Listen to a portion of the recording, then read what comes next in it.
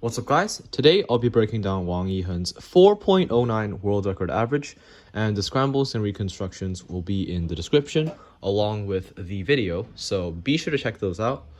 Anyways, very curious to see what he does for this average, and yeah. First solve, x2y for inspection, and then here you can see that white is pretty nice because there is this free pair here, and for cross he does d L F prime, which inserts these three cross edges and also pairs up this pair. So now he has two free pairs. And what he does here is very interesting because what I would have done is just something like D prime and then something like, I guess, this. And then you can do that. But what he did here is he actually does a sledgehammer and then R, and that allows for a 2-gen insert, which is actually super smart because it is faster to do that. And then next, he has this pair, which he does a sledgehammer for, and then inserting this pair would take this free pair out, and then he can cancel into it. Next, he has Fatsunola into RA perm, so yeah, that was a very good solution, but it is super impressive how he did all of that in 3.83 seconds. Now, for the second solve, which was the slowest solve of the average, it was a 5.16. And let's see why that is. So here he chose to do yellow cross, but white cross actually seems pretty good because there is this free pair here. Not sure why he didn't do white, but let's see what he did for yellow. So he does a y2 from this angle, and then he starts with a U prime in order to get this pair paired up. So he does a U prime, and then L prime, F prime to insert these two cross edges, and then of course doing D prime to align these cross edges, and then R prime F R2 would preserve the free pair that he was trying to make by starting the cross with a U prime. Now here's what is kind of interesting. He does a U prime Y U prime, and then insert the pair, and of course it is better to just do U2 and then insert the pair, but yeah. U prime Y, U prime L prime, U prime L, inserting into the front left slot, which is an interesting decision, but let's see what he does next. So he does this pair. I see why he did that, because he wanted to have both of his slots on the left to start with, and he had to choose this pair. Now here he does a Y Ju, and then U, of course, because he wants to solve this pair by doing L prime U L, and then inserting it normally. And next he has this, which he can just do that, and then that would give him a nice ZBLL case. Actually, PLL skip. Holy crap. If he just did that, maybe this would have been a sub. Actually, I don't know. Nah, maybe it probably wouldn't have been a sub average. But yeah, like the ZBLS for this one is so easy, and he would have gotten a PLL skip. So it's kind of sad that he just did sledge and then insert the pair. Next, he had OLL and U-perm, so he did this one.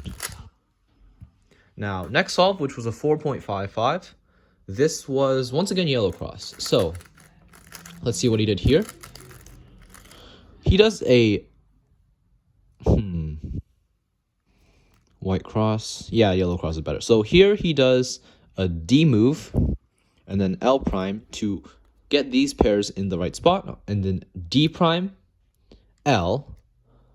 And then what he does here is very interesting because he doesn't just do F prime, he does a wide L prime U prime L to take this pair out, right?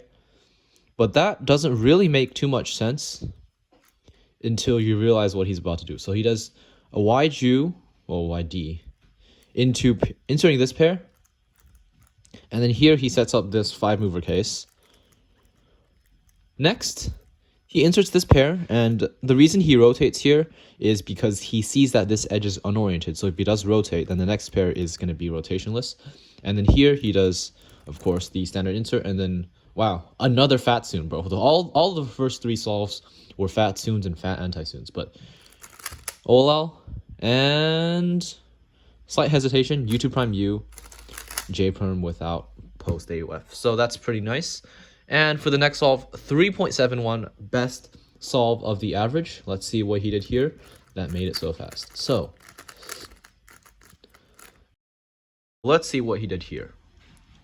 He does an X prime, Z2, and yellow cross, no, white cross once again. So he does F prime, to move this cross edge over, and then U prime D to insert this one, and now he has these two cross edges set up so he can do both of them in one move. And he does it by doing wide R, and then of course F prime. Now, all he has to do is insert this corner into here to make the X cross because this edge is solved, so he ends it with a D2 like usual. And here he has an interesting scenario, which he does U prime Y, and then U prime. Okay, I really don't understand why he did this, but he did a sexy move, L U R prime. Oh, because it paired up this pair. That is genius. So, yeah, I don't know how the hell he saw this, but because doing an R U R prime pairs up both of the pairs, if he inserts this one first, he can cancel into the other pair.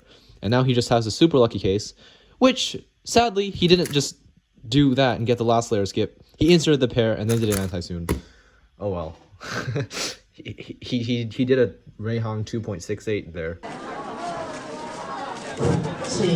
Because in Yiheng's 2.68 unofficial, that's what he did. He inserted the pair and then did an anti-soon when he could have just did the winter variation into the last layer skip. That's it. Last solve, 3.88 with the whopping 15.72 TPS. He really clutched it here. So Z2Y, white cross this time, and let's see what he did here. So that is a very, very long X cross, but let's see what he did. So R prime, U prime to take out this pair, and here he does R2 to insert the red cross edge, F prime to insert the blue cross edge, DU, and now he inserts that pair, which happens to pair this pair up, and he breaks it up, which is yeah, he could have just done that and then he would have had this pair, but unluckily he just destroyed the pair. And then next he did this pair, which is the pair that he destroyed. And here is what's very interesting. Like if he just did R prime UR, that would have given him 2 free pairs, but yeah, he didn't see that. So he just did this pair with an R prime U2R, and then here he did this pair with F U F prime. And note how he does F U F prime, because the reason he does that is the next pair he wants to do rotationlessly. And if he does F U prime F prime, that makes the edge bad. But if he does an F U F prime and inserts the pair, that allows for a good edge. And now he can do the last pair rotationless. So yeah, you can see that Yiheng does a lot of good edge, bad edge things, especially during cross, where he just influences the pairs to be 2-gen, which is very, very genius.